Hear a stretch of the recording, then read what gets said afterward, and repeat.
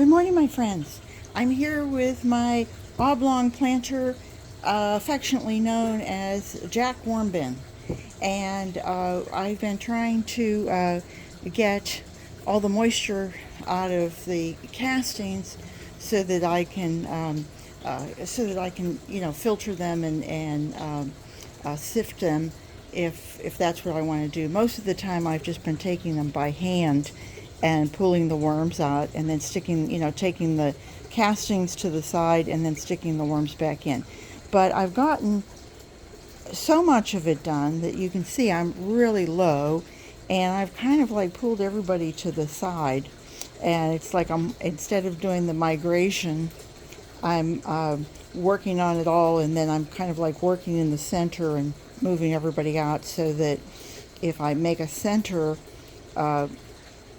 original castings, original bedding and what have you, that maybe the worms will move this way and these worms will move this way, and then I can kind of work it from both sides. So what I've done is, I mentioned this yesterday, was I'm working with these clippings that I went ahead and put in the freezer. My friend Sandra over at Nana's Worms and Garden mentioned to me, she said, do you ever take that and try to give it to your worms? Which I guess I was giving it to the compost pile, Geo Ben Jr. and Senior, and they have worms in them, but those are earthworms. And I thought, gee, okay, well, I don't want to kill the worms.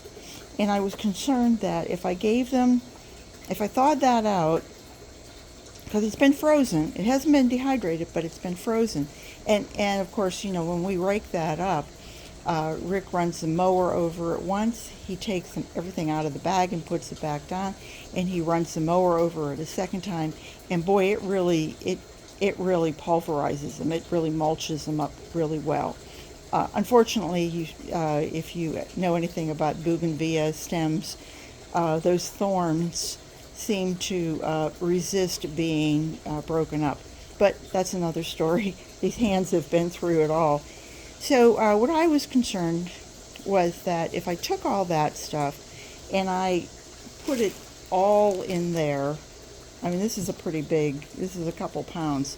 If I put it all in there, is it going to, in our 90-some degree weather, is this going to suddenly heat up and become a hothouse here for these worms who are just trying to survive our summer?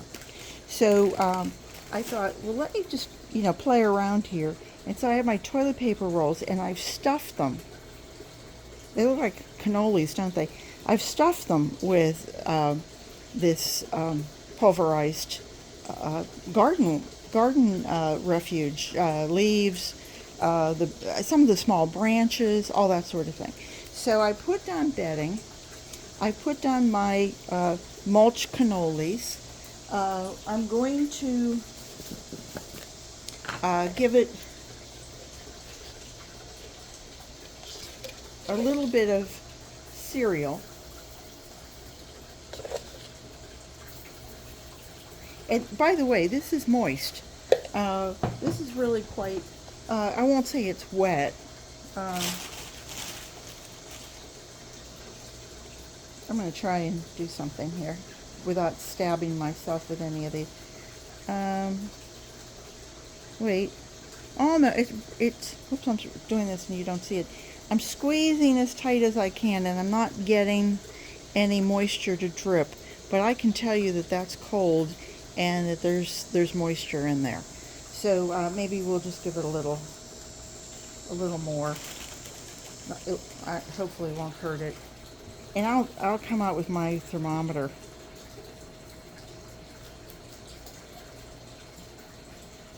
And we'll give it a little. These are my favorites. I don't have any coffee. I'm afraid I don't have any coffee grounds. I've just used them on another project. And this is dehydrated, as if they didn't have enough. And then, so that they have something to chew it up with. We like to add eggshell so that they can grind that in their crop and in their gizzards. And because, you know, we always say the same thing, they don't have teeth. They can't go chomp, chomp, chomp like you and me. Hopefully you still have your teeth. I still have mine.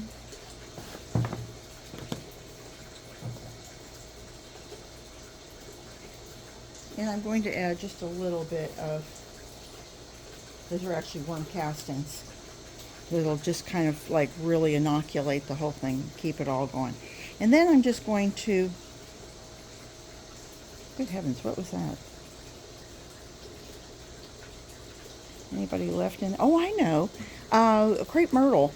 The skins peel off of the actual crepe myrtle tree. Oh, there's some little worms in there. Anyway, I will just give it a little sprinkle here. Well, that's a nice size cocoon. A whole bunch of them.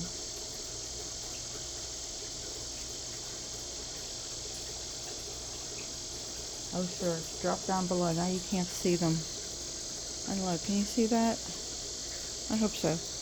And then I'll take, oh, there's another one. There's another cocoon. Oh, and it's sitting right in the middle of something.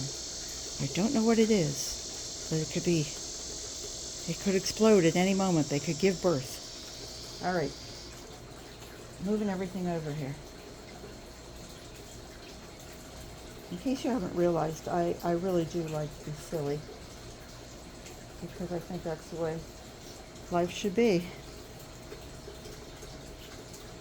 I try not to take it too seriously.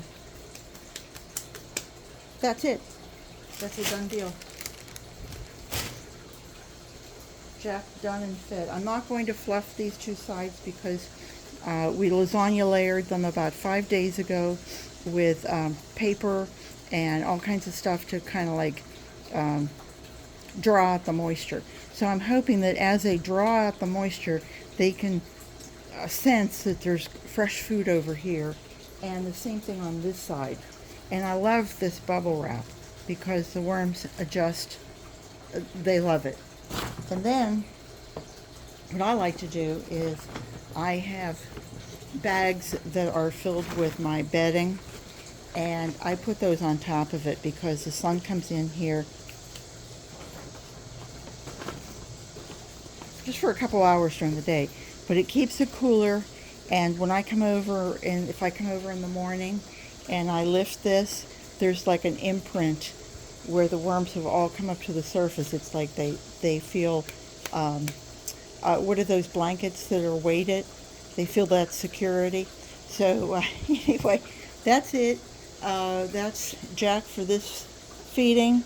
And I hope you'll keep an eye out for an update on this to see whether these leaves and what have you break down faster than the other things now that they've been frozen. So anyway, take care, everybody. I hope you have a wonderful day, and I hope your worm bins are doing great and that you're getting great castings to put out into your garden. So garden what you've got, and I'll see you guys the next time. Take care. Bye-bye.